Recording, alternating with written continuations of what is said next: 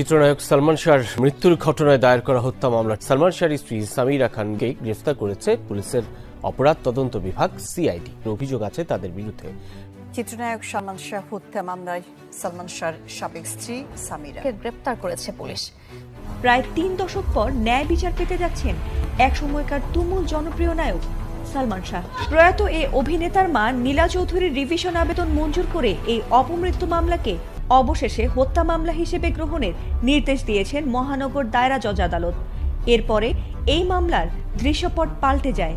আদালতের আদেশের পর রমনা থানায় হত্যা মামলা দায়ের করেন সালমান শাহের মামা আলমগীর কুমকুম। আর এতে তার স্ত্রী সামিরাকে প্রধান আসামি করে ব্যবসায়ী আজিজ মোহাম্মদ ভাই, চলচ্চিত্রের খলনায়ক ডন সহ আরো 10 জনের নামে মামলা দায়ের করা হয়েছে। আদালতের নির্দেশে চিত্রনায়ক সালমান শাহর মৃত্যুর 29 বছর পর হত্যা মামলা করা হয়েছে। মামলায় অভিযুক্ত করা হয়েছে তার সাবেক স্ত্রী সামিরা হক সহ মোট 11 জনকে। আদালতের এক যুগান্তকারী আদেশে অপমৃত্যুর মামলাটি এখন পুরো দস্তুর হত্যা মামলা। আর অভিযুক্তের তালিকায় সেই সব পরিচিত নাম যারা এতদিন ছিলেন সন্দেহের ছায়ায়।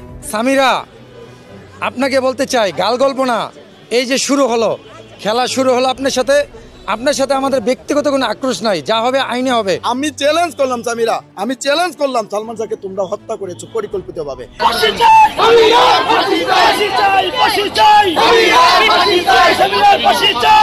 চিত্রনায়ক সালমান শাহের স্ত্রী কতটা নিকৃষ্টতম একজন মানুষ যে তার নিজ স্বামীকেই সে পরিকল্পিতভাবে হত্যা করেছে এবং পরিকল্পিতভাবে হত্যা করে সে সালমান শাহের মৃত্যুকে আত্মহত্যা বলে চালিয়ে দিয়েছে।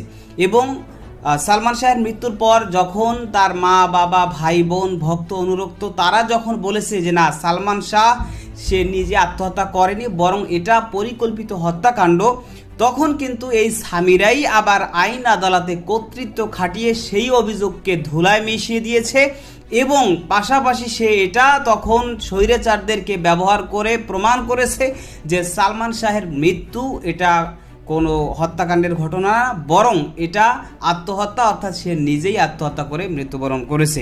কিন্তু দীর্ঘ এত বছর ধরে সালমান শাহের সেই স্ত্রী সামিরা সে ধরা ছোঁয়ার বাইরে থাকলেও এইবার কিন্তু আদালতের পক্ষ থেকেই রায় দেওয়া হয়েছে যে না, সালমান শাহের মৃত্যু এটা কোনো আত্মহত্যা ছিল না বরং সেটা পরিকল্পিতভাবে হত্যাকাণ্ডের ঘটনা ছিল। এবং যেই হত্যাকাণ্ডের ঘটনায় কিন্তু তার স্ত্রী সামিরা সে হাতে নাতে এবার ধরা পড়েছে এবং তার সর্বোচ্চ শাস্তি হতে যাচ্ছে। দর্শক, এ বিষয়ের কিছু অংশ ভিডিওর শুরুতে শিরোনামে আপনারা দেখেছেন, বিস্তারিত দেখবেন পুরো ভিডিও জুড়ে। এই বিষয়গুলো দেখার পূর্বে আপনাদের একটা অনুরোধ করব, যারা আমাদের চ্যানেলে নতুন আসছেন চ্যানেলটি সাবস্ক্রাইব করে অল ক্লিক